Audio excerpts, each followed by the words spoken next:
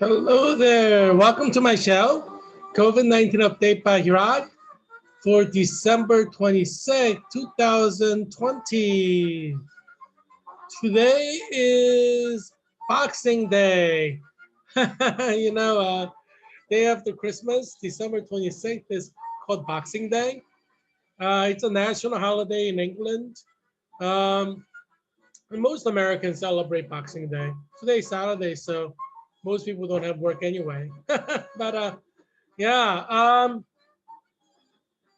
yeah, today is Happy Candy Cane Day. Those leftover candy canes from Christmas. You gotta get rid of it somehow. So you have a National Candy Cane Day, and you could give away your candy canes that are left over from Christmas. Some holidays are functional in nature. But yeah, but for those of you who love candy canes, it's a significant holiday. You know what I'm saying? Yeah, Christmas is great. Let's make it last. Um, I'm planning to have my Christmas lights up and Christmas tree up for the whole winter because you figure, COVID-19 is killing a lot of people, thousands of people in America. So you gotta cheer yourself up and cheer other people up somehow. And Christmas tree is one way you could do that. Yeah, you see the behind me, formal hall, first ever formal hall between Koreans and Japanese people at Cambridge University in the history, 500 years of history of Cambridge University. And as you know, I was the president of Cambridge um, University Korean Society. Uh, and so I organized it. What can I say? I'm leader of Koreans wherever I go. So when I was in England, I was leader of Koreans in England. At Cambridge University, I was leader of Koreans. So you see behind me, executive board members, and you can see the full picture below the video of Korean Executive Board and Korean Cambridge University Korean Society Executive Board and uh, Japanese Society Executive Board. So next to me on the right is Mamoru Ikaguchi, who's the president of the Japanese Society, and next to my left is the vice president of Japanese Society. She's really pretty, isn't she? you know, uh, so for the Koreans, we have vice president who is a PhD student in economics. He works for the Korean government in the Department of Treasury. He's not the only high-ranking official, but they paid for him to do 3-year PhD at Cambridge. And next to the vice president of the Japanese Society is one of the editor-in-chief of the biggest Korean newspaper that's global, syndicated globally among Koreans. Um, you know, we had a lot of important people in our executive board. Most of them were supporters of Kim Dae-jung. And during my presidency at Cambridge University Korean Society, uh, University of Cambridge, the actual university, gave honorary doctorate to Kim Dae-jung. And Kim Dae-jung ran away to Japan because, according to Kim Dae-jung, who became president of Korea eventually, South Korean CIA tried to kill him, and United States CIA tried to kill him as well. So he did not go to the United States for fear that he would be executed by the CIA, or well, CIA technically doesn't do operations in USA, but maybe like NSA or FBI. Um, so he did not go to the United States for fear that he would be executed, assassinated. Kind of like how KGB or Russia kills their political enemies. United States does the same. Like F. Kennedy was assassinated, for example. And they said it was an FBI operation. covert, obviously, need to know basis.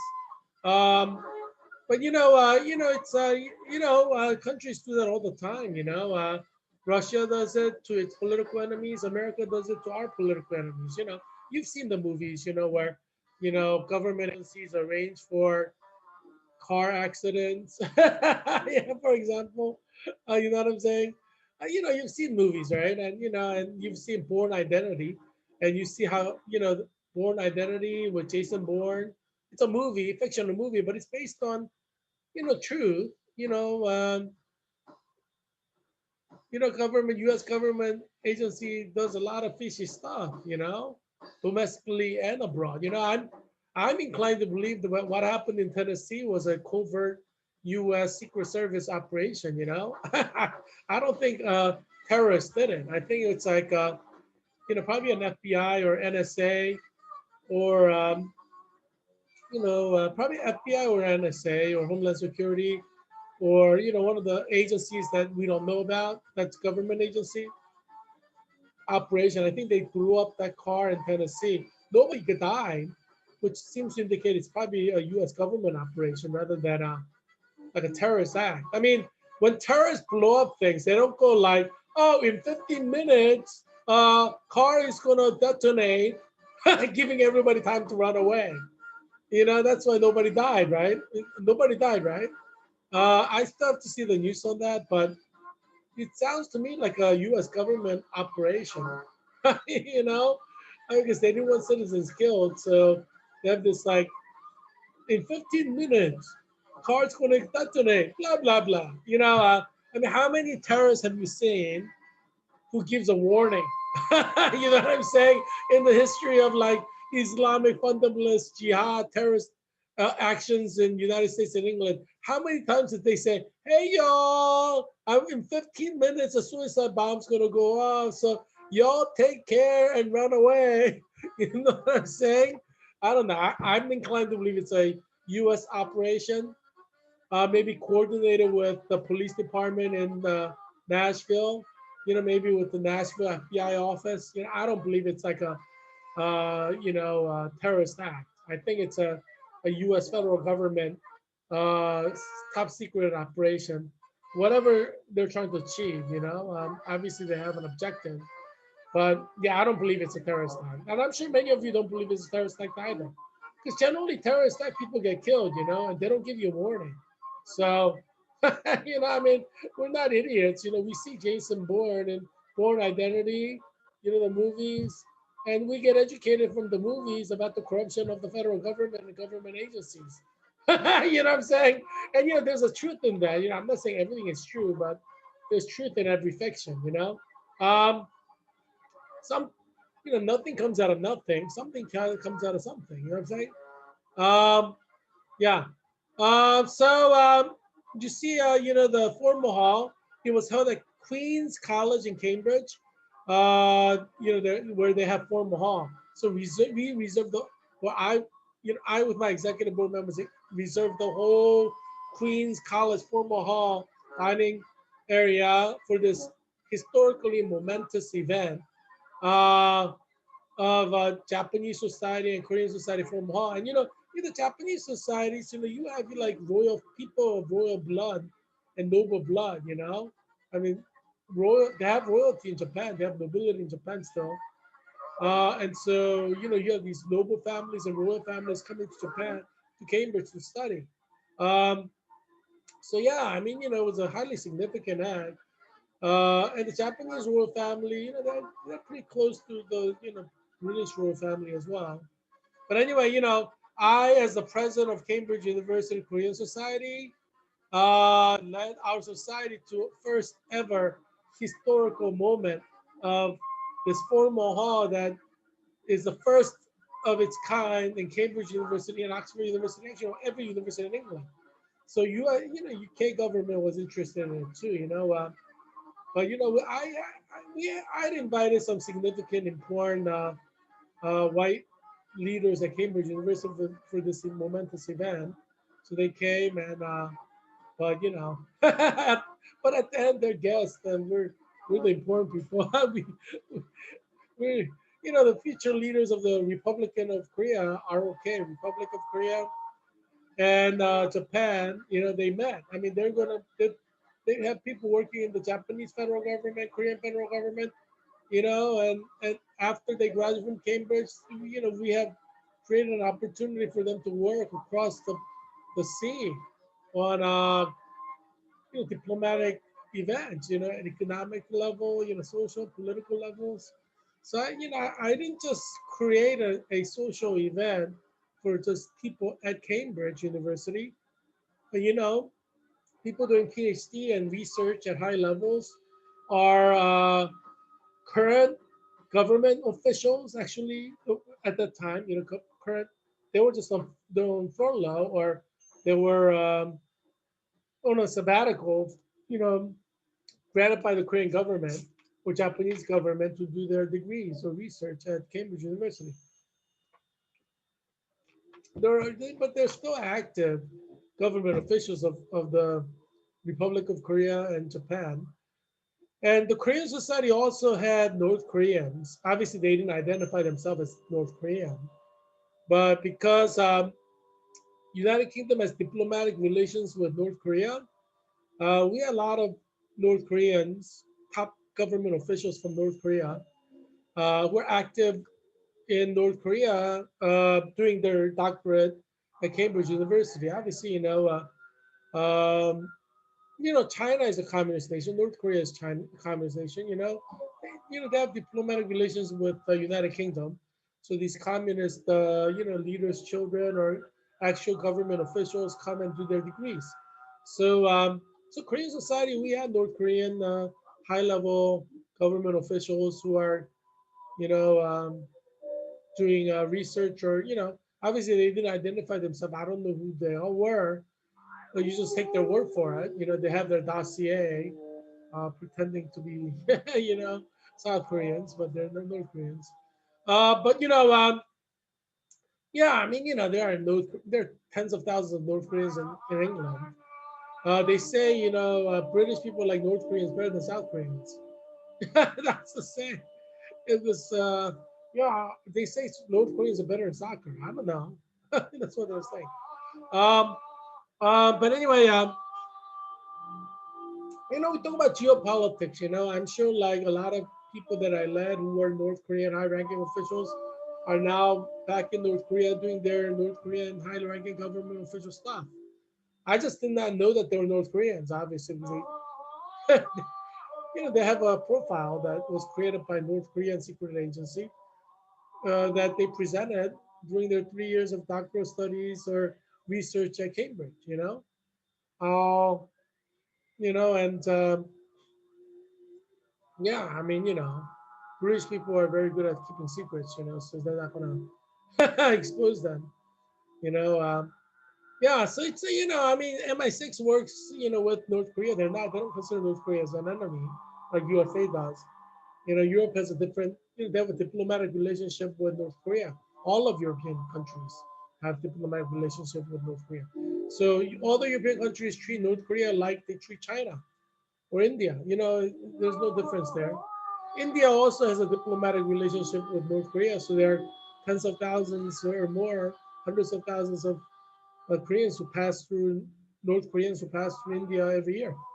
So yeah, I think it's just life is like that. Your enemy is not always the enemies of other countries. And your enemies may actually be allies of other countries. You know what I'm saying? Um, so I'm highly recognized and respected in both Koreas. One, because I was the president of Cambridge University Korean Society, and I did all these momentous things. And North Korea has a fairly close relationship with Japan. Um, and that's why Kim Dae-jung went to Japan a lot, because he actually engaged in certain activities with kind of rapprochement with North Korea, like kind of like President Trump did with President Kim in North Korea. Because originally the leaders of South Korea, North Korea there was only one Korea, but it got divided in 1945 after the end of World War II. So before 1945, all the Korean leaders worked together before the division of Korea into North and South. So Kim Dae-jung had a lot of friends who were actually in North Korea. Um, my mother's side comes from North Korea, and their nobility, noble family, and highly political. So half the family supported democracy and came down to South Korea when the Korea was divided. The first vice president of South, the vice president of South Korea in 1950 to 1953 was my mother's uncle. Um, and so, you know, but I also have 50% of my relatives who stayed in North Korea because they believed in socialism, Marxism. They're friends with Kim Il Sung, the founder of North Korea. So they're heavily in North Korean politics. So I currently have both sides of the family. Currently have family in both sides of the fence in top positions of government. Um, it's just and they're not distant relatives, I guess. But this is my mother's side. Generally in Korea, you marry into the man's family, so it's my mother's side. So it's not like America where you're equal, like father's side and mother's side. In Korea, mother's side is kind of a lesser side than father's side. So yeah, by Korean standards, it's distant relatives. But they're highly entrenched in Korean politics, both in North Korea and South Korea. Obviously, we lost connection with North Koreans, but they hold the button, nuclear bomb button. Hi, my relatives in North Korea.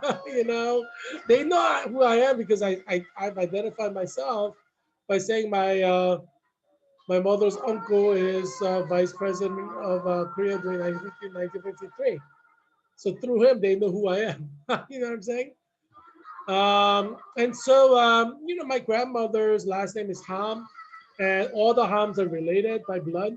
They come from one village in one town in Korea, North Korea. They originate from North Korea, the Ham.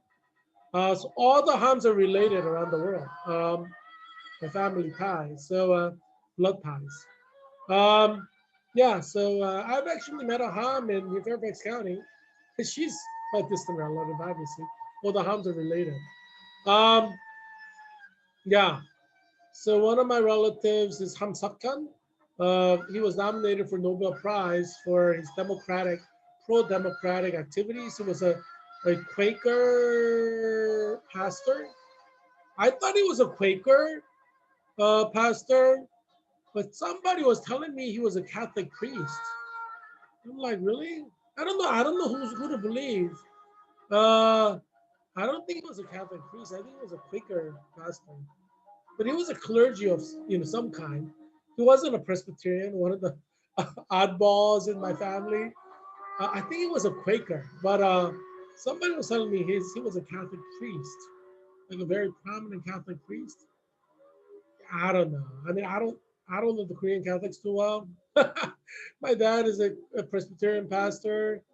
My mom's dad is a Presbyterian pastor. My dad's dad's a Presbyterian pastor. So that's our circle. And actually, my mother's village of Ham, was the first to be Christianized, in Korea, Protestant Christian. So I don't think he was a Catholic. I mean, I don't know. I mean, could be. So I don't know. I'm going to stick by the statement that he's a Quaker pastor. I don't know. I should probably go back and do some research on it, but I'm too lazy to do that. But he was nominated for Nobel Prize, a Peace Prize. He was a democratic activist. So he went around all over South Korea, pushing democracy, so he's Han Suk-hyun. Everybody knows him in Korea.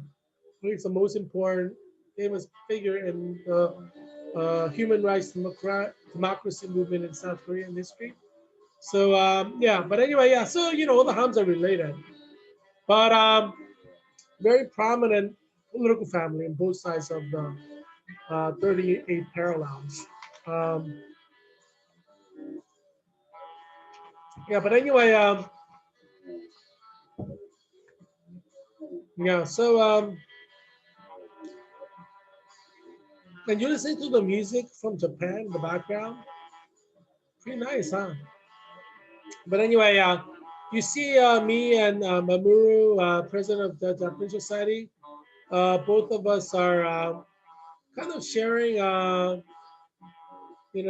handshake there. It's the first ever joint Korean Society, Japanese Society seminar in the history of Cambridge University.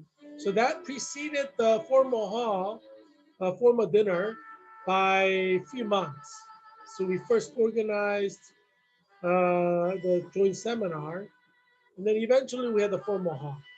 I accomplished a lot during my 1 year of being president of Cambridge University Korean Society, and I actually wrote a book about it, Res Gestai Christiani. My time as president of Cambridge University Korean Society. So you can type in my name, Heerak Christian Kim, and then you can see the book Res Gestai Christiani, and then you can read all my accomplishments in Cambridge, which I wrote about. Um, and we had to choose a faculty advisor. So I chose Dr. Sebastian Kim. You see him there, it's his special table. I gave him a special table. Um, and Dr. Sebastian Kim, as you know, is currently professor at Fuller Theological Seminary. He's considered world's like #1 expert on Asian theology. He spearheads this Asian theology. You have the Latino theology, liberation theology. He's like the top #1 guy on Asian theology. He spearheads that. So he was a professor at Cambridge University, Faculty of Divinity. It's like School of Theology or Department of Theology, like Divinity School. Cambridge University Divinity School. He was professor there. He was a professor in England at University of Birmingham, which is a big university. He married a white woman, also a theologian, who also was a professor of theology at University of Birmingham. So his children are mixed, but yeah. Uh, Hi, Dr. Sebastian Kim in Pasadena in Fuller Theological Seminary. Yeah.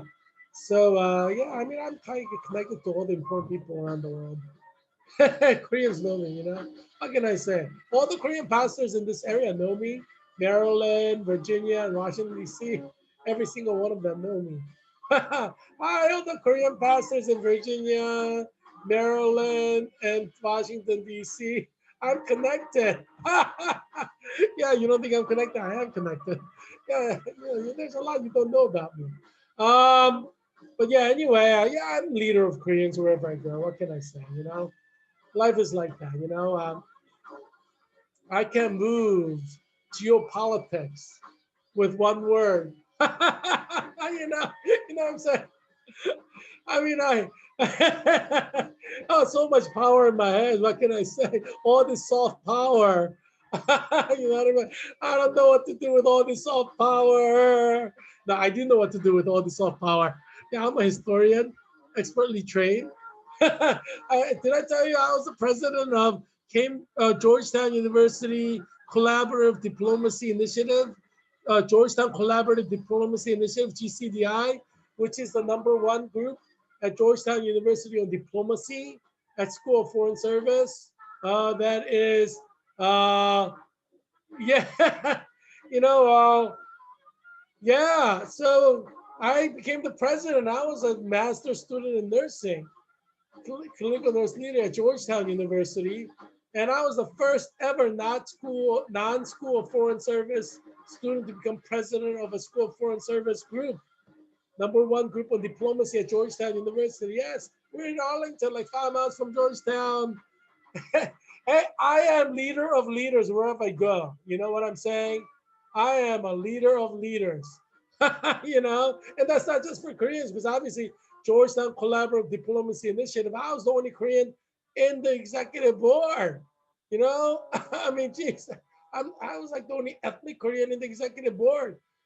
People were like from Jordanian citizen of China, citizen of United States, obviously, citizen of United Kingdom, I, citizen of Palestine, citizen of, I mean, we just, I'm leader of leaders, with one word I can move geopolitics. Hi, everyone. Oh, this soft power. Oh, this soft power. Yeah, anyway, yeah, soft power is influence, if we want to, simplify it, but it's a little bit more complex than that, because influence is different from like causation, you know what I'm saying? Causation. Yes, the soft power, also includes causation, uh, your ability to actually cause events. That's a little different from influence. You can have influence, but you may not be able to cause any events. You know what I'm saying? What can I say? And who knows? Israel may be destroyed as a nation within 5 years. We just don't know what will happen in history. We don't know. World War III may happen and Israel will be gone. We don't know. And we just don't know. What can happen next year? It can happen earlier. We know like a lot of Arab nations want to destroy Israel, wipe it off the map of the world. They may get their wish. Who knows? We just don't know. We don't know what nations are plotting, right? God knows, but nations plot all the time. Bible talks about nations plotting. We just don't know what will happen. We don't know if North Koreans are delivering nuclear bomb to Palestinians as we speak. We just don't know. You know what I'm saying? Because we know North Korea has nuclear bomb, but they're very friendly with Palestinians and Arabic nations like Saudi Arabia and United Arab Emirates and countries like that. So you just don't know what's going on. You can't like detect a nuclear device underneath the belly of a submarine or a ship, being delivered, with payment. I mean, supply and demand. You know what I'm saying? You just don't know. You just don't know what's going on in the background. Only God knows. I'm a Christian. I believe in Jesus. I trust in Jesus. Live with faith in Jesus. Because only Jesus knows everything because he's God. He's omniscient, and Jesus as the Prince of Peace. Sometimes you accomplish peace through war. Sometimes you accomplish peace through diplomatic negotiations. But Prince of Peace doesn't mean like you're against war. Obviously, Book of Revelation shows Jesus as the white, riding on a white horse, slaughtering people. And then you read Book of Revelations, Jesus kills so many people in the Book of Revelations as a Prince of Peace or King of Kings, Lord of Lords, riding on a white horse. He slaughters people. He like commits genocide of people in the Book of Revelation in the prophecy. But that's sometimes how you accomplish peace, right? The greatest way to accomplish peace is through a decisive war.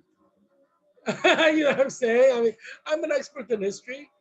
So when we say Jesus is Prince of Peace, we're not saying that he's not going to engage in wars. Because obviously Jesus engages in wars because Book of Revelation shows him engaging in wars. And every Christian knows there's an Armageddon, global war of all wars coming before his return of Jesus. Now, there are people who think that you will be, raptured up before the Armageddon, but there's a debate as to actually rapture will happen before the Armageddon or after the Armageddon. Theologians are not sure, um, or if there is a rapture. I mean, there's a lot of debates about that, but at the end of the day, God knows what will happen, right? But Revelations does talk about Jesus Christ, the Prince of Peace, slaughtering a lot of people, like committing genocide against a lot of people. Sometimes, you have wars to create peace, Uh, but all we have to remember is no Jesus, no peace. No Jesus, no peace. No Jesus, no peace. No Jesus, no peace. So when we say Jesus is Prince of Peace, we're not saying Jesus is against war. Oh my gosh. I don't understand Japanese, but that sounds like serious stuff. Oh my gosh, all that passion.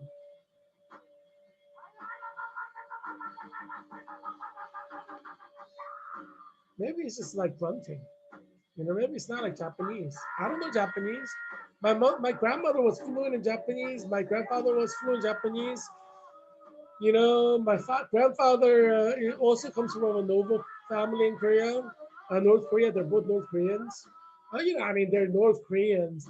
I mean, before Korea divided into North and South, like, you know, they got married before, you know, North Korea and South Korea divided.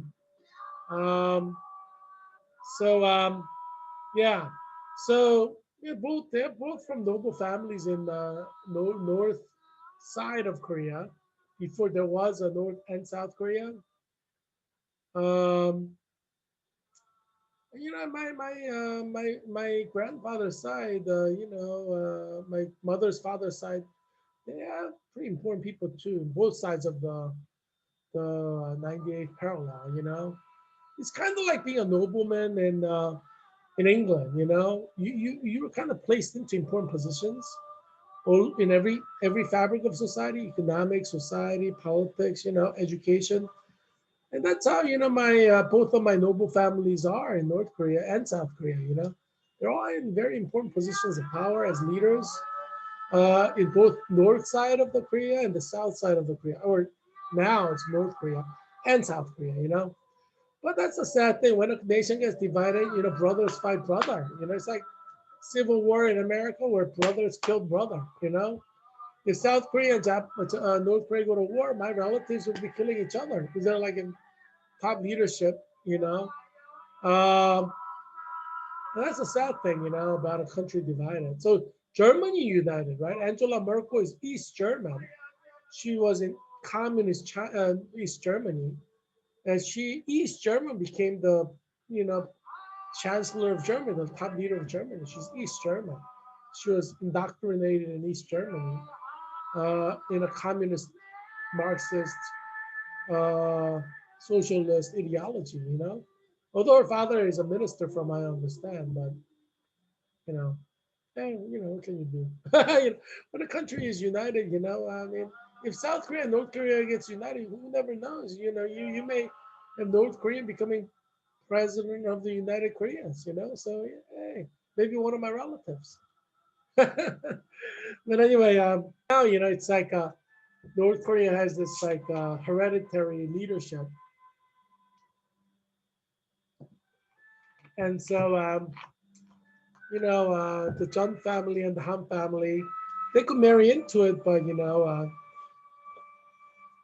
it's hereditary. What can you say? It's kind of like royalty almost, you know. Um, so I mean they're important positions, but they can't become president because they're not in the direct line of succession. Um, you know what can you do? You know. So they'll remain like nobles, functional nobles in North Korea. Um, but yeah, what can you do? But yeah, so world is smaller than you think. You know, you think world is very big, but it's pretty small. You know, especially at the top, it's very small. It's not as simple as you think. You know, or it's not as complex as you think. I don't know, depending on which perspective you take. You know. Now, you know, I rose to the top of leadership at Georgetown University, not because of my family connections. You see what I'm saying? Because I'm Korean. I have a lot of Koreans in important positions of power in many different countries, in Korean communities.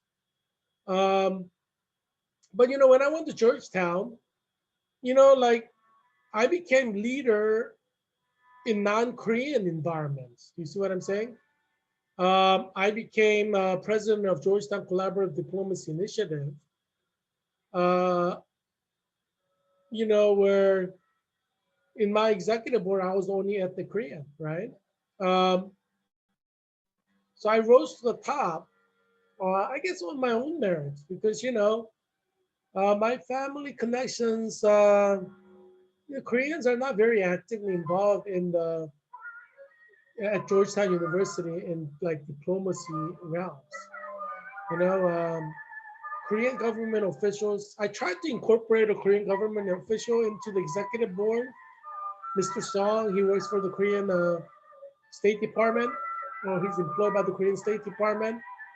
He worked in Beijing office before coming to Georgetown for his master's degree in Asia degree. They call it Asia, Master's in Asian Studies degree. And Mr. Song, he's a nice guy. I like him. And I tried to incorporate him into the executive board at Georgetown University, Georgetown Collaborative Diplomacy Initiative. We had like 500 members during my presidency.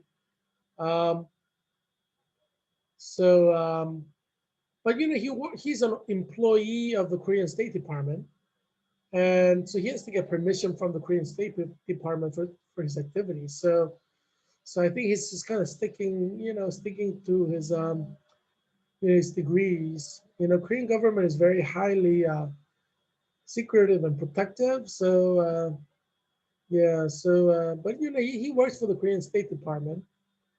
And he'll get this degree and go back and he'll probably become an ambassador somewhere, or maybe higher up.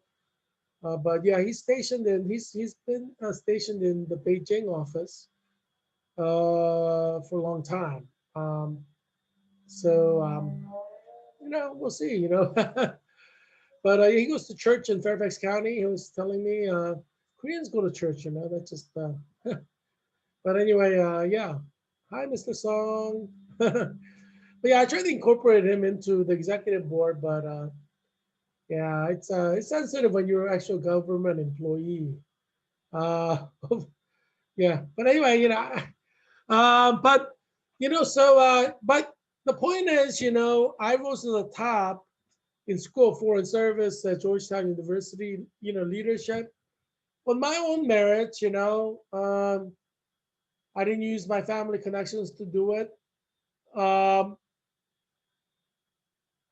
they're mostly in Korea anyway. We're Korea and they're leaders in Korean circles.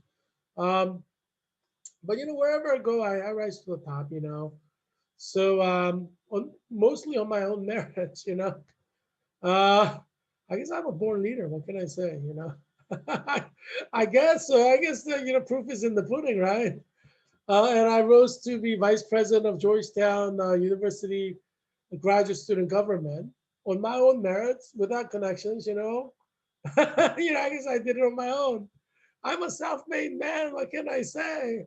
But yeah, every university I've been to, I rose to the top. So it's like it's like it's normal for me.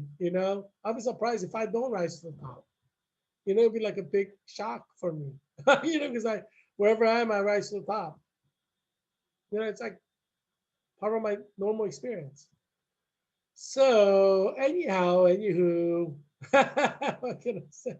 What can I say? I mean, what am I going to lie to you and say I like, give you fake humility? I mean, I'm just stating facts here. I'm just stating facts. I have my soft power. I move the world with my few words. Move world geopolitics. It's a fact. What can I say? I mean, I don't want to lie to you and say, oh, fake. It's like try to fake humility. I move world. I've moved religions with few words. What can I say? It's always been that way. When I was at Cambridge University, I moved theology. British theology with few words. What can I say? All this soft power. It comes with being a Leonardo da Vinci of 21st century. When you rise to the top, all the top people who are intelligent understand that you are the Leonardo da Vinci of 21st century. They're intelligent enough to understand that. If you're not at a high level, you can't understand who the Leonardo da Vinci's are. You think everybody's smart.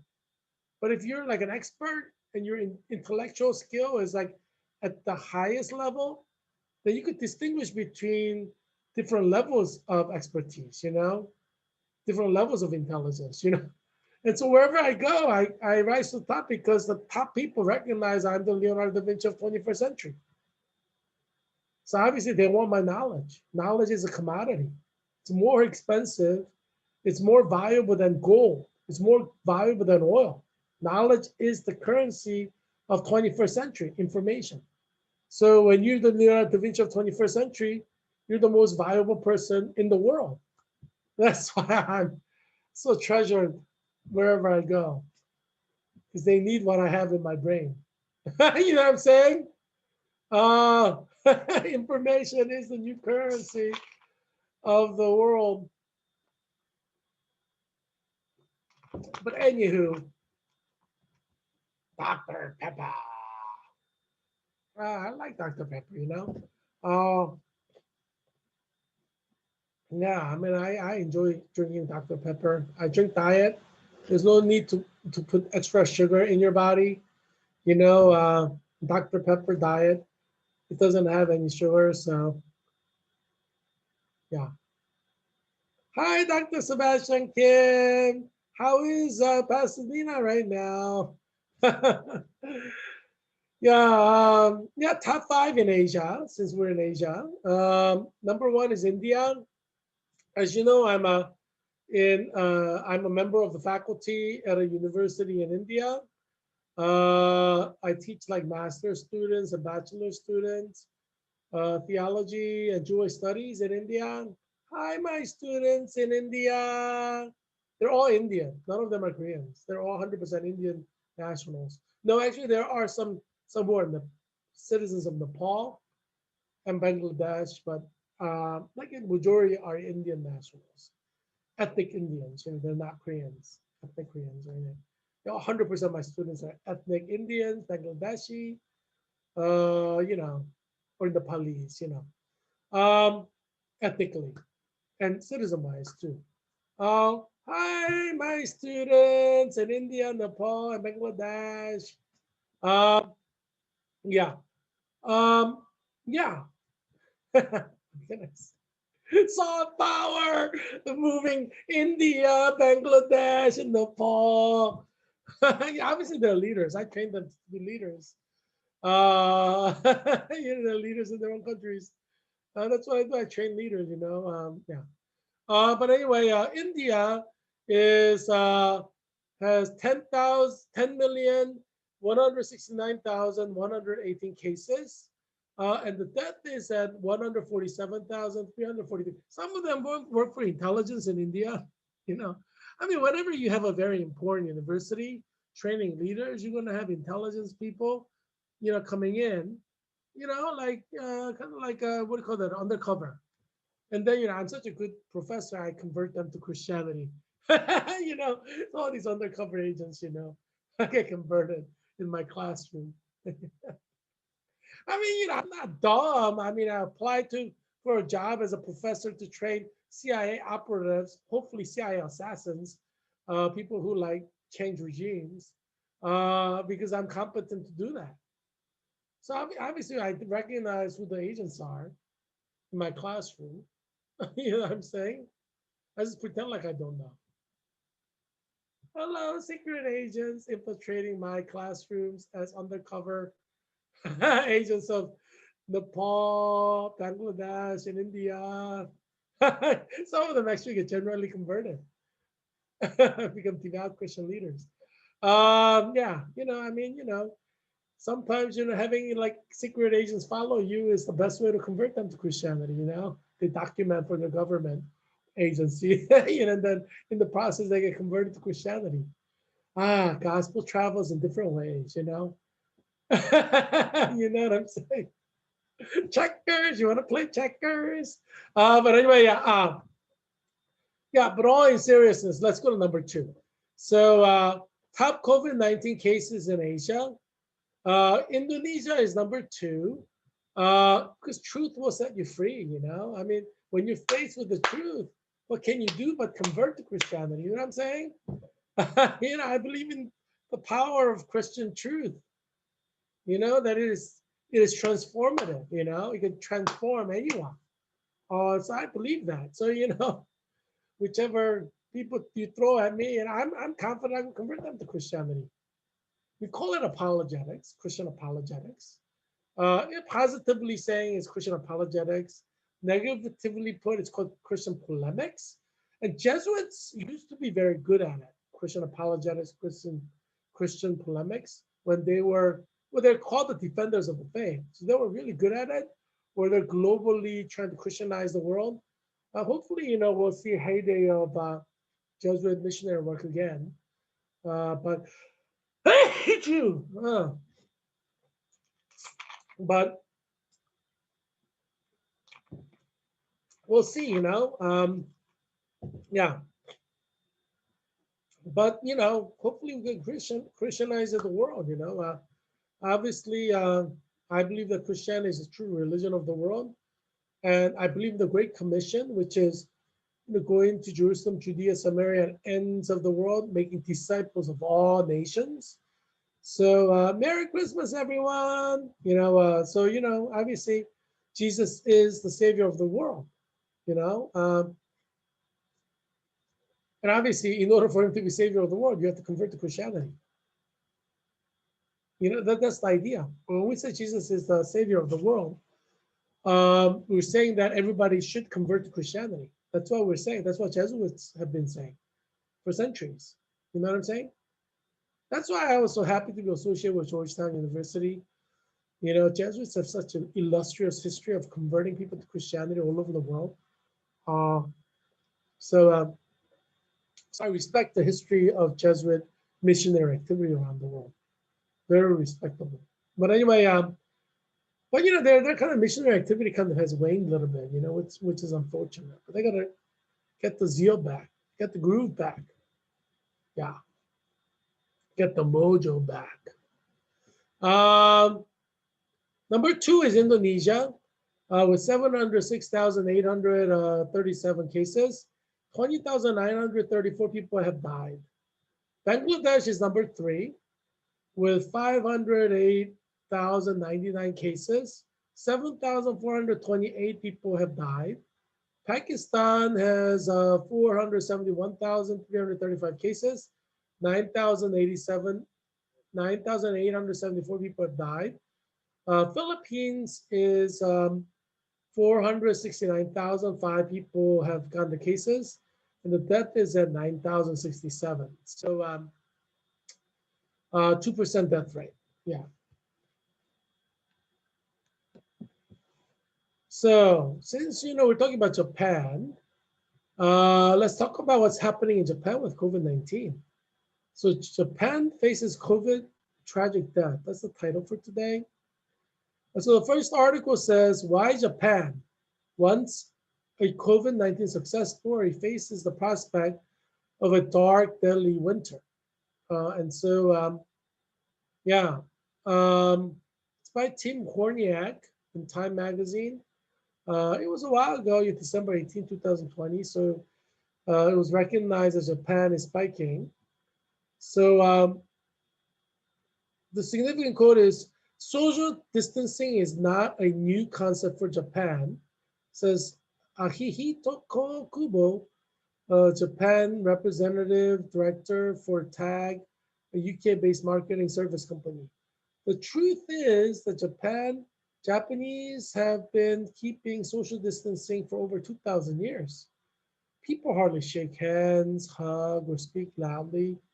People seldom talk in packed Tokyo subways. If you think Japan has achieved marginal success in controlling COVID-19, it is less to do with what the government is doing and more to do with how people behave, respect, and care with each other. Over a month into Japan's third wave of the coronavirus pandemic, things are looking grimmer than ever. Nationally, Japan's daily COVID-19 figures have been consistently hitting records since mid-November. So I guess all that Japanese cultural social distancing is no longer working. The COVID mutates to find a way to infect you. You know what I mean? If they can infect you by normal ways, they have to become super duper effective COVID-19 mutants, So yeah, I mean, they overcome cultural barriers, Number 2, Japan will ban entry to foreign nationals after COVID-19 variant detected in country. That's from today by Junko Ogura in CNN. And the article says Japan will ban foreign nationals from entering the country from Monday through the end of January after several cases of the new COVID-19 variant were recorded in the country. The Japanese Foreign Ministry said in a statement on Saturday, Japanese citizens and foreign residents can still enter, but they're required to self-quarantine for 14 days, according to Japan's public broadcasters NHK. The move came after the Tokyo on Saturday confirmed 2 new cases of COVID-19 variant involving people who recently returned from the UK. Yeah, COVID is spreading everywhere. And Japan is probably doing the right thing, by the rules of pandemic, scientific rules of the pandemic. I mean, that's what you got to do, right? Because you got to quarantine. That's the only way to get rid of COVID. Number 3, Japan reports record high 3,743 new COVID-19 cases. That's their record high. 3,743 new cases. It's like that's less than Virginia. Virginia has like over 4,000 new cases per day, like on Christmas Eve, the same day. Japan's whole nation is freaking out because of 3,743 new cases, which is their record. So it puts into perspective how out of touch we are as a nation. You know what I'm saying? Virginia's like, oh, we only have 4,000 cases. Look at California, there's 30,000 cases per day. We only have 4,000. That's what Virginians are saying. That's how much out of touch Virginians are. Whole country of Japan, which is like 100 million people, have 3,743 new cases. Our country has 300 million. It's only 3 times more than Japan. So by that number, we should have 10,000 cases per day. So you understand what kind of predicament we are in as a nation, United States of America. God's judgment is making visitation on United States of America because America has legalized gay marriage. So the wrath of God promised in the book of Romans 1, is making visitation in all 50 states. So just think of COVID-19 as given by Jesus to you and your family in America, because our nation, United States of America, has gone against God and legalized gay marriage. And so God is taking out his wrath that he promised in the book of Romans against us. So think of COVID-19 as God's punishment of you and your family. I think that's the best way to look at it, because otherwise you're making God into a liar. God promised to send the wrath of God in book of Romans 1 for homosexuality. So if he doesn't send the wrath of God to your communities for homosexual proliferation, then God is a liar. Do you see what I'm saying? So God's not going to get rid of COVID from your community until you get rid of homosexuality in your community. Because Romans 1 is clear. So don't think that Satan is, torturing you. No, this is Jesus Christ who is keeping his promise as God in Romans chapter 1.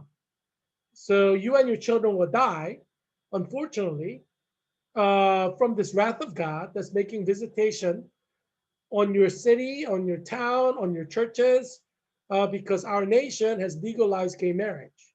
So God is keeping his promise in Romans chapter 1 to punish whoever, nations, individuals, communities, for homosexuality proliferation. So you should read Romans chapter 1 and then read it in the context of the whole Bible, book of Deuteronomy, Leviticus, Exodus, Genesis, the story of Sodom and Gomorrah, to understand that we are experiencing the wrath of God as a country. God is targeting United States of America, every city, every church, for wrath of God, because homosexuality has been legalized in America. So obviously, illegalizing homosexuality is the absolute priority right now for our nation if we want God to lift this wrath of God from us, which is God's keeping his promise of Romans chapter 1. So God's promises can be positive, God's promises can be negative, and we know God keeps his promises. So this promise is negative, unfortunately.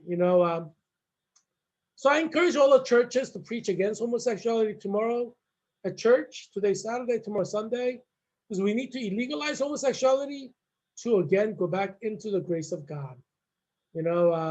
Yeah, until we illegalize homosexuality, God's wrath will come against us. That's just the way God is. It's like 10 plagues of Egypt.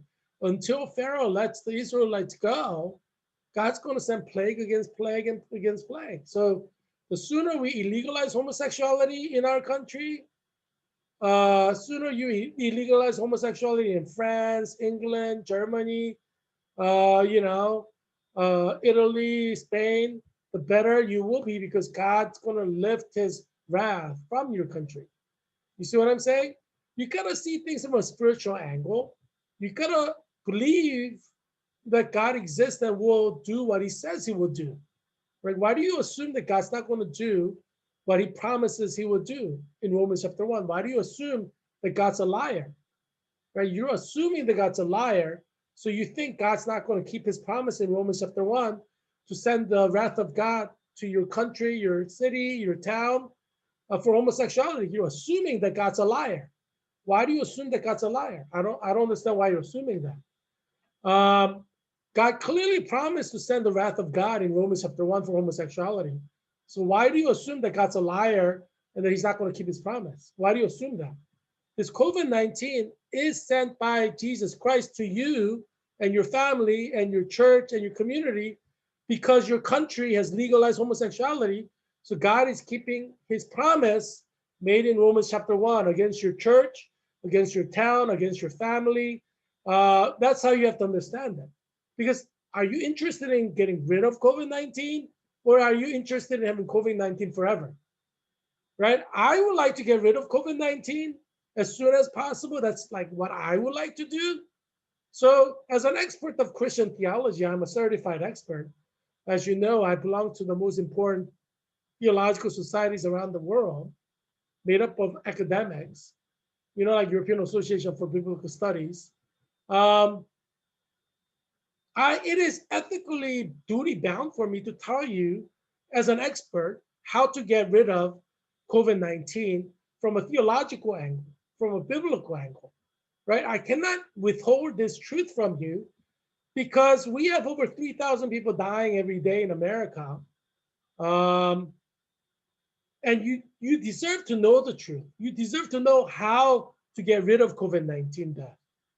In England, in Scotland, Wales, Northern Ireland, Republic of Ireland, in Italy, in France, in Germany, in Holland, in Belgium, in Spain. You deserve to know how to get rid of this, Why should I, as an expert theologian, withhold this truth and information from you that can end up saving possibly millions of lives? Why should I withhold this information? It's unethical. So when I see the Pope withholding this crucial piece of expert information from 1 billion Catholics around the world, I see the Pope as a charlatan and a coward.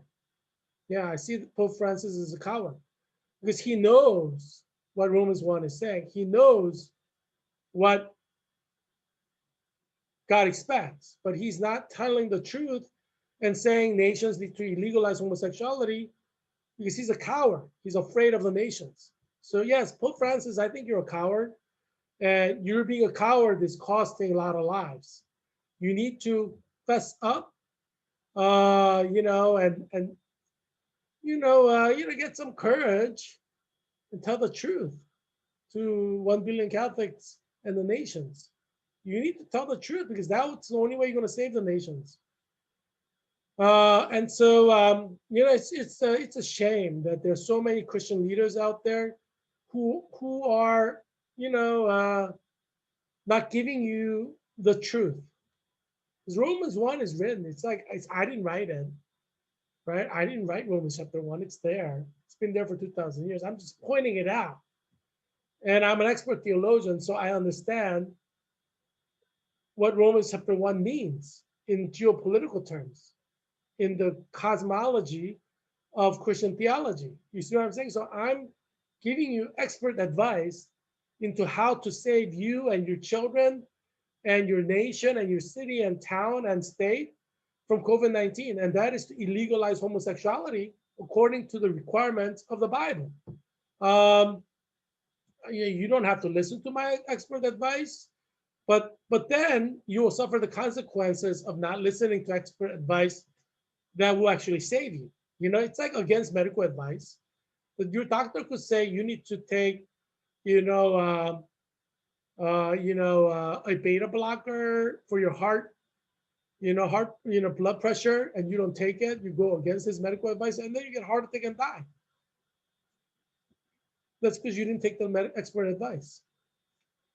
You know, all I can do is give you the expert advice as a theologian. Hopefully, you will take the expert advice and end this nightmare that will continue forever, because you know God is kind of mean. You see it from Israelites' perspective, right? Book of Exodus, 10 plagues of Egypt. I don't know if you've seen the movie 10 Commandments with Charleston Heston. Great movie. You should see it if you haven't seen it. But try to see the 10 plagues of Egypt, 10 plagues of Exodus from the Egyptian perspective, right? Here are just Egyptian people, and they're experiencing all these plagues from God. You know, they're just trying to live their life. You know, how cruel is that, you know? Because their government would not let Israelites go back to Jerusalem like God is asking. Now, all the citizens have to suffer because Egyptian government, specifically the Pharaoh, the king, is refusing to let Israelites go like what God wants. So all the citizens, 100% of the citizens of Egypt have to suffer because of that. So it's kind of like us in our countries. Just because our government has legalized gay marriage, all of us citizens have to suffer. All that our government has to do is follow the Bible and illegalize homosexuality, then we no longer have to suffer. Kind of like citizens of Egypt did not have to suffer if Pharaoh just let Israelites go. Do you see what I'm saying? This is why I'm the expert of theology. I could explain it in terms that you can understand. Your government, whether it's England, Scotland, Wales, Northern Ireland, Republic of Ireland, Italy, must illegalize homosexuality, or the plagues of God will not go away. God's going to send plague after plague until you conform to his wish. And the Pope in Rome should be saying this, but he's not. He's not doing his job. He's a coward. And so it's tragic. But he's not the only coward, because Franklin Graham is a coward too, because he's not saying this, right? Have you heard Franklin Graham say, we need to illegalize homosexuality so that God will lift wrath of God, which is form of COVID, away? No, because Franklin Graham is a coward. You know, John MacArthur is a coward. He's not saying this either. Joel Osteen is a coward. Tim Keller is a coward. John Piper is a coward. Reverend Dr. Jeffries is a coward. They're not saying what the Bible teaches, because they're all cowards. But Bible says, you will be lovers of the world, and that's what they become. They become lovers of the world. They want to just say nice things about people, nice things about their government, nice things about everyone, and they don't want to tell you the truth. They don't want to tell you what's in Romans chapter 1. And they don't want to explain things, what's happening around the world in terms of the way Bible is portraying things, right? And that's the tragedy, right? Because you have a solution, and I'm giving you a solution. All you need to do is illegalize homosexuality. God will take this away. Yeah, because God controls everything. God is in full control of the world. All you have to do is pass national laws to legalize homosexuality. God will take it away. Yeah, the solution is simple from a geopolitical, theological vantage point, right? If God is in control of the world, and if God gave the Holy Bible as his word, and if Romans chapter 1 says God will send wrath of God for homosexuality, then And if that is true, then if you legalize homosexuality, then the wrath of God will be lifted. You know, it's just a rational deduction. If you believe that the cosmology of the Bible is accurate, right? If you believe that the Word of God is accurate, then everything makes sense, right?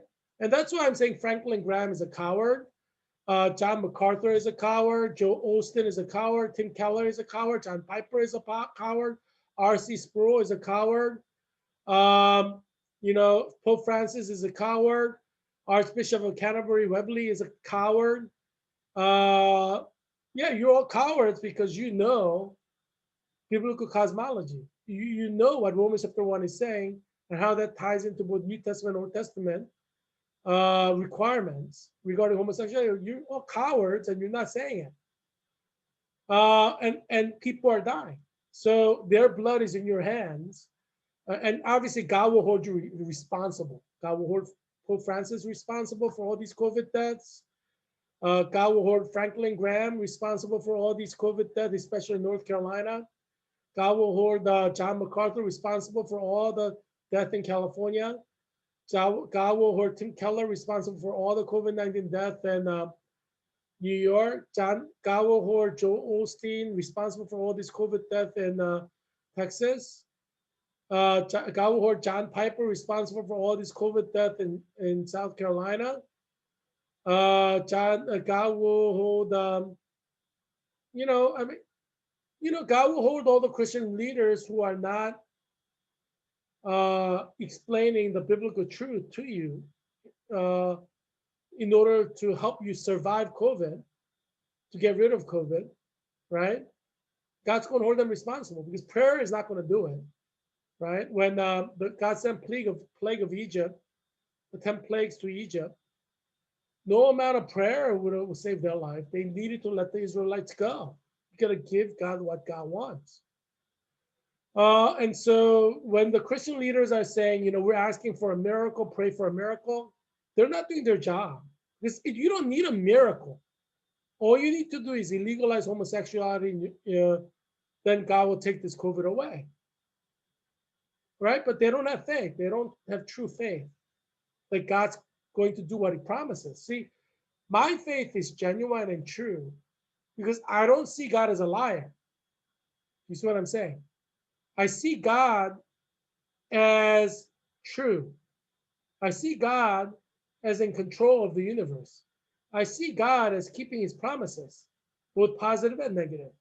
So when I see Romans chapter 1 says God will send the wrath of God for homosexuality, I believe him because I'm a man of faith. I believe that God will do what he promises to do in Romans 1, right? Unlike Reverend Franklin Graham, he doesn't believe it. He doesn't believe God will send the wrath of God. So he's not a man of faith. You know, John Piper is not a man of faith, you know, because he doesn't believe that God will keep his promise made in Romans chapter 1. Reverend Tim Keller is not a man of faith because he doesn't believe that God's going to keep his promise in Romans chapter 1. Reverend John MacArthur is not a man of true Christian faith because if he believed that God will keep his promise in Romans chapter 1, he'll tell you about it. Dr. Jeffries in Texas, he's not a true believer, true man of faith. Maybe he thinks, you know, maybe he's just a coward. But if he's not going to preach Romans chapter 1 as a solution to COVID-19, then he's not a true believer, true servant of God. Yeah, so you have all these fake prophets of Baal, in the world, who are not giving you solution to this problem, and that's why you're having COVID-19 death that's growing and new variants are growing because God's creating these new variants, right? From a spiritual theological angle, God's going to send plague after plague until you do what he wants you to do.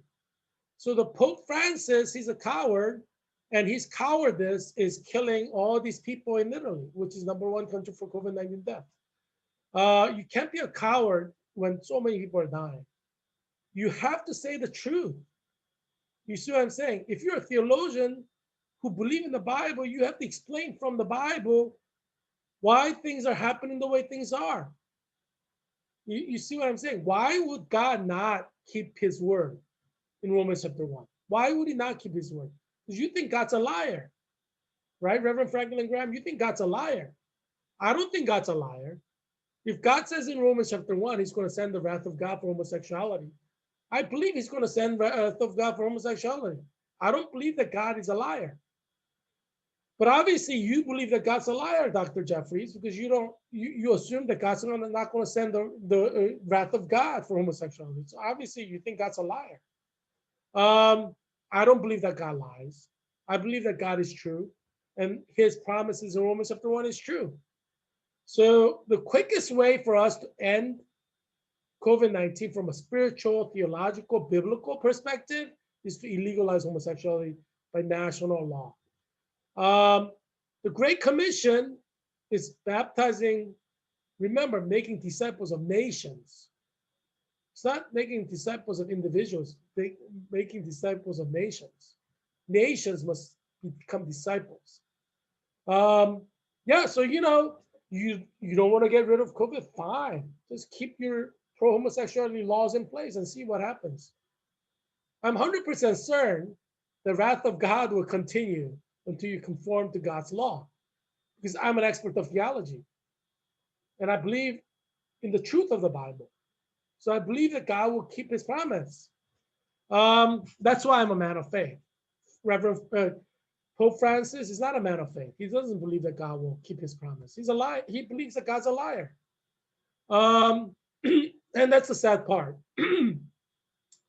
All these people not telling you the truth, Pope Francis, Reverend Franklin Graham, Dr. Jeffries, John Piper, Tim Keller, John MacArthur, these big shot names. Who cares about the names? Who cares about the title? We want the truth, If you're dying from COVID, if your children are about to get infected from COVID and die, wouldn't you want the theologians, the pastors to tell you the truth on how you can avoid it? Do you want to just keep hearing the lies? That's the problem. You see what I'm saying? Romans chapter 1 is given in the age of grace. The wrath of God that God promised you and your children in Romans chapter 1, that's in the age of grace. It's not like Old Testament law. Although Old Testament law is still applicable today from a moral law perspective. Because 10 commandments are forever.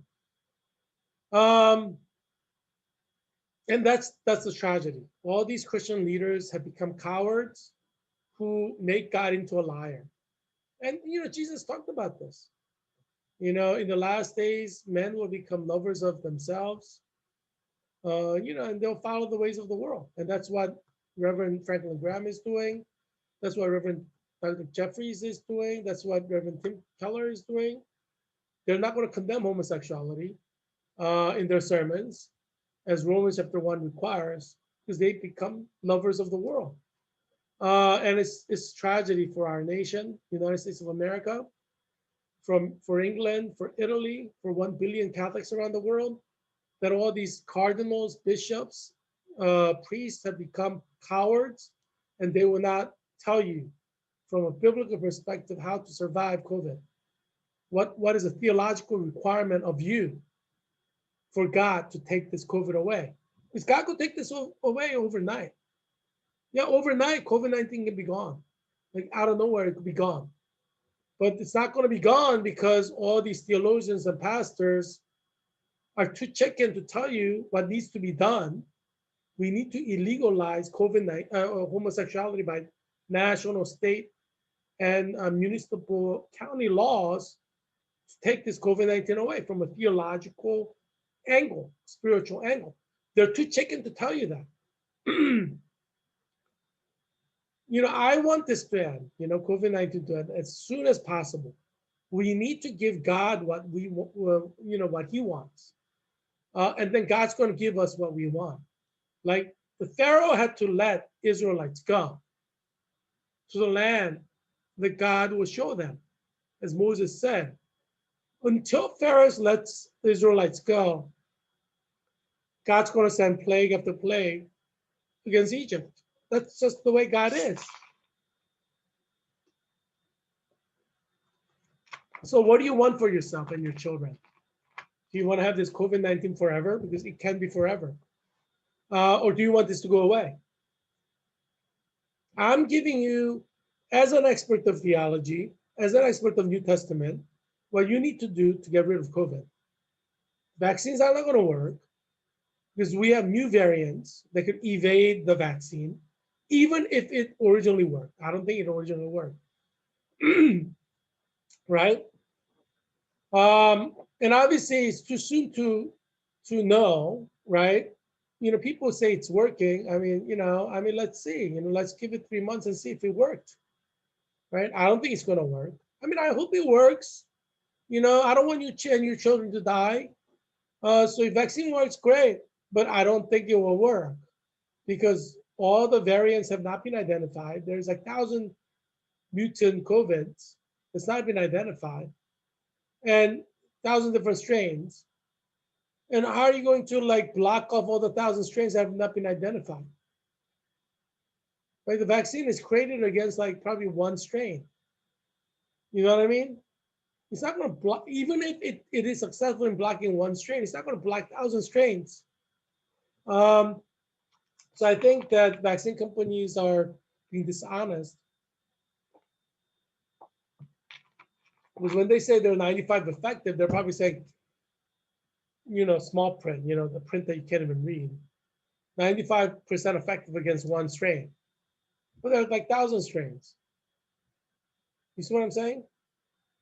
Um, when I got the flu and almost died from influenza A in March of 2020, I told the fact that I got flu to my Zoom class and the Master of Clinical Nurse Leader class at Georgetown.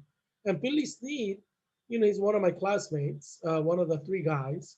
Other guy is Grant Allen from North Carolina, who's now in South Carolina. And Billy Sneed is from Texas, a graduate of U.S. Naval Academy, and served 20 years as an officer in the Navy. He's still active, he was active throughout the student days. I think Navy paid his education. But it's like $100,000 each. So, that's $400,000 like free money. It's like winning the lottery. So, Billy Steve pointed out something, that I didn't think about. And that was like, you got influenza A because probably your flu vaccine was influenza B vaccine. According to Billy Sneed, and I have no reason to doubt him, when you get a flu vaccine, it's either A strain or B strain vaccine. So if you get a B strain vaccine, you could still get influenza A. If you get an A strain vaccine, you can be infected from the B strain. So I don't know why influenza, the vaccines are just for one strain. I don't know, but that's what Billy Sneed said. It's either you get one type of vaccine, depending on the company. Like with COVID, to have Moderna and Pfizer, and so they're different. So maybe even with Moderna and Pfizer, they're the strain that they develop vaccine against are different. Who knows? But you don't get two influenza shots; you just get one. Are you going to get like 3 different COVID vaccine shots because they're all different strains? You know what I'm saying? So, so that's it's there are a lot there. I almost died from influenza A. Thank God I did not die, but I could have. But when we look at this, at COVID-19 and vaccines, I think there's a lot of wishful thinking that it will work, but wishful thinking doesn't make it a fact, right? So we need to wait until like June to see if it worked. I'm hoping that it'll work, and save your lives, but the science doesn't seem to be there for it to work because there are all these strains that have not been scientifically identified. And we have like super duper COVID-19 that may be forming in the future against the vaccine, which is highly experimental. mRNA vaccines have never been used in the history of humankind. So scientists don't even really know what it's going to do, really, what kind of side effects there could be. So everybody who's getting vaccinated now, they're like lab rats. That's why I didn't get my vaccine. So I don't want to be a lab rat. What you put into your body, I mean, you can't take it back. Um, you know, so that's probably the reason why President Trump has not been vaccinated, because he doesn't believe in the vaccine. You know, he's a smart man. I don't believe in the vaccine. It's too experimental. Anything that is bad experimental can be dangerous. We just don't know what it's going to do. As I said, if we wait 1 year and see that it was effective and it was safe, I'll take it next year, Christmas. But I want to wait and see. You know what I mean? I'm not anti-vaccine. I like vaccines, but I don't want to be a lab rat either. You see what I'm saying? I took every single vaccine that's out there that's safe, that's proven to be safe over decades. But this just started. So, I mean, I'm not anti-vaccine. I think vaccines are great. I champion getting flu vaccine. You should all get flu vaccine. So vaccines that's been around and time tested, I think it's safe. But this is an mRNA vaccine that's never been, this category of vaccines have never been given in the history of humanity. So how can it be safe? You see what I'm saying? I don't believe it when people say safe. I mean, how can you guarantee that it's safe when it's the first time it's given, right? How can you guarantee something that you don't know about? So I feel like, you're being a used car salesman, if you say it's safe vaccine, safe and effective. It's like, how do you know? We don't have any evidence to see that. I mean, by next year, you could say if it worked and nobody, or if only a few people died from it, you could say, oh, it's safe and effective. But you can't say that before you have data on it. You know what I'm saying? Like in real life setting. So yeah, I don't believe anybody who says it's safe and effective. It's a lie. It's a lie in the sense that they don't know that for sure. They're like, it's a wishful thinking. They're selling as a fact. Like used car salesman. Yeah, this used car will run fine without any problems. Um, and when your life is on the line, I mean, used car is a car, but when your life is on the line, it's a different story. I don't want you to die from COVID, but I don't want you to die from COVID, vaccine either if it ends up being dangerous. Obviously you do what you want. I'm just not going to take the vaccine until, I see that it's safe and effective, which will be like 1 year from now. Um, we have one. So, like next Christmas, by that time, we'll see what happens. Oh, excuse me. As you know, I worked as a nurse on Christmas Eve and Christmas Day, 12 hours each. So I'm a little bit tired still, there's a lot, you do. And if you work like 2 days in a row, you don't get much sleep between the 2 days either, So I, I gotta catch up on sleep, so to speak. But anyway, yeah, I worked as a nurse on December 22nd, and then took a day off at December 23rd, and then I worked as a nurse on December 24th and 25th. So it's like in 4 days, I worked 3 days, like 12 hours shifts. And it's pretty intense, I mean, I do excellent work as a nurse, but I kind of recuperate. You need like a day to like recuperate. After like 3 shifts within several days. And I think it's a good thing. Because human body, we're not robots, right? So today is like 26th. So today is like my recuperation day. You know what I mean? And then I'll be good as new. And then I could go in and do it again. But so when they're asking nurses to like come in like 5 days or 6 days in a row, uh, it's probably not enough to be fully recuperated. You know what I mean? Yeah, so that's why like nurses generally work 3 days a week. you know, 12-hour shifts, so 36 hours altogether. That's full time for nurses. Um, and they have like 4 days off. And it gives them enough time to recuperate, you know, and so I think that's a good thing. You know, I think you could work like 4 shifts a week and still be okay because you know you work 4 shifts, you have 3 days off. You may even be able to work 5 days a week if you divide it up well enough. But that's kind of pushing it. You know, 5 full-day shifts a week is pushing it. You know, yeah. But I mean, I guess it's you know it's possible. You know, if you dedicate yourself to getting fully rested on the 2 days you don't work. You know, yeah. But you know, so Japan confirmed 3,743 coronavirus cases on Thursday, Christmas Eve, um,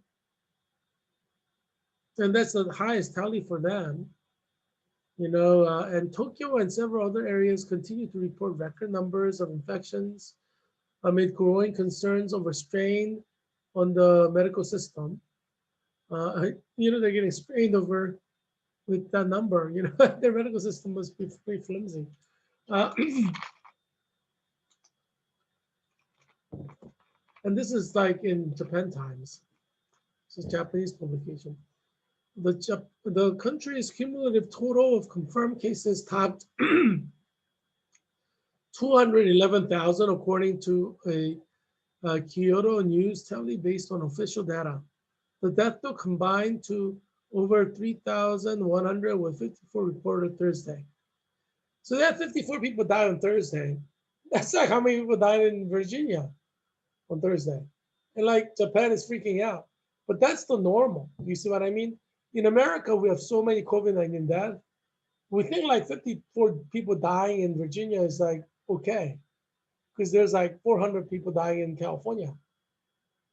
You know, so we're already used to so many people dying that we're unfazed by like 54 people dying. But that's the problem. So what Japan is doing is normal. They're like, oh no, 54 people have died in one day in the whole country. Let's shut the country down. That's the normal way to go. Like the way we're behaving in America, this is abnormal. Like as if like 54 people dying in the state of Virginia is normal.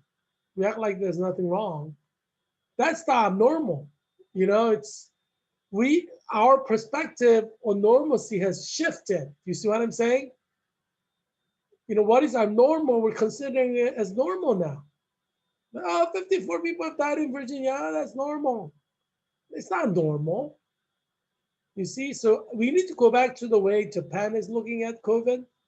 Oh, 54 people in the whole nation have died. Oh no, this is a national tragedy. We gotta stop this thing. That's the normal. Um, yeah. So you know, like people change their perspectives. Right? And this is really bad that we think that 3,000 people dying in America per day is okay. It's not okay. You know, we need to go back to where zero are dying from COVID per day. That's what we need to go for.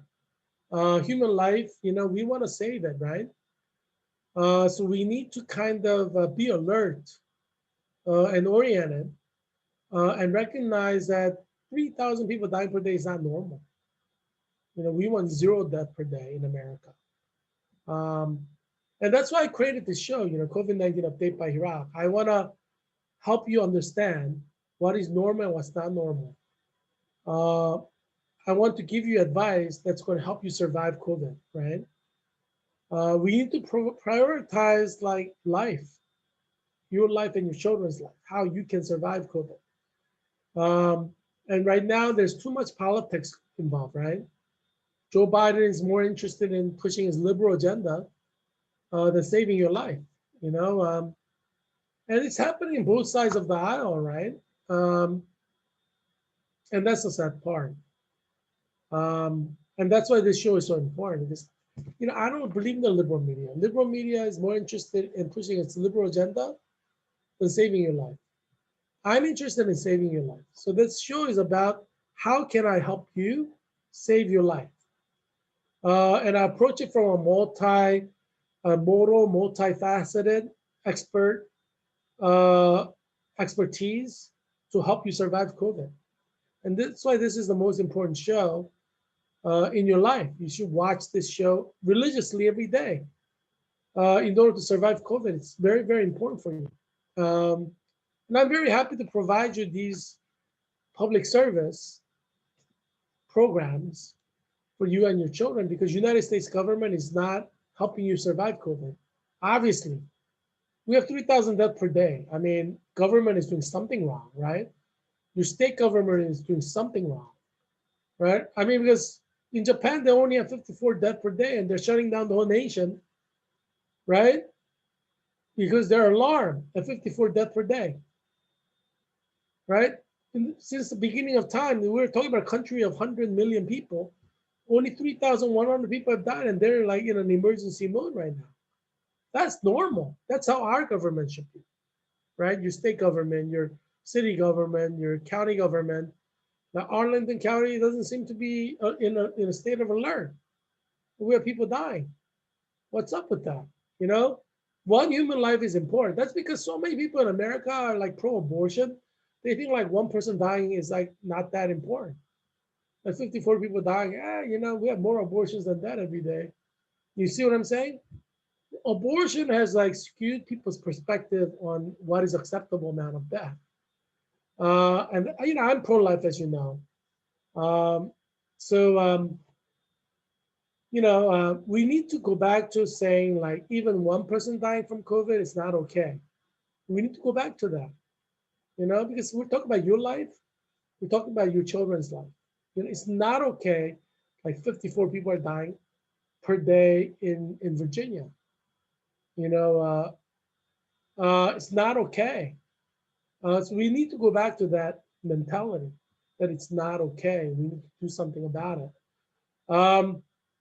Yeah. So yeah, keep watching this show. You know, as you know, I'm trying to save you and your children's life. That's one of the reasons why I'm running for U.S. Congress again. You know, I ran for 2020, but you know, because of COVID-19, there are a lot of procedural problems. But I'm running again, despite all the headaches, because you need a leader who can save you from COVID, because COVID-19 may be forever, unfortunately. Um, like HIV virus or hepatitis C virus. So I'm trying to save you and your children from COVID. And so I'm running again for U.S. Congress of Virginia's 8th District, which includes Arlington, Alexandria, Falls Church, and Fairfax County. Um, yeah, hopefully, you know, um, we can do things in order to save your children's lives and your life. And you know, this show will help, you know, but probably I could do more if I'm elected as your congressman. You see what I'm saying? We could pass laws on the national level that can help uh, provide support that you need, because that's not being done well right now in U.S. House of Representatives. It's not being well done in the U.S. Senate. Um, you know, and so that's why things are getting worse. But anyway, you know, yeah, so tune in tomorrow. I'll bring you more important data from around the world. That kind of gives you perspective on where you are and what you need to do. You know, you need a perspective, right? That brings global perspective in, you know? Where are we as Americans compared to like Japanese people, for example? We need to think about these things, you know, because we're not alone in the world. There are a lot of people in the world. And in some areas we do well, but in some areas we're doing horribly, like surviving COVID, we're doing horribly right now. We need to learn from people who are doing it better. You see what I'm saying? Um, yeah, so tune in tomorrow and I'll bring you more perspective, insights, and expert recommendations. Obviously, you could take them or leave them. It's up to you, but obviously, you probably want to know, right? So, yeah, so I will provide you with the information you need to survive COVID and have a high quality of life during COVID-19 America. So I look forward to seeing you again. I hope that you'll be well. and your family will be well too. Bye.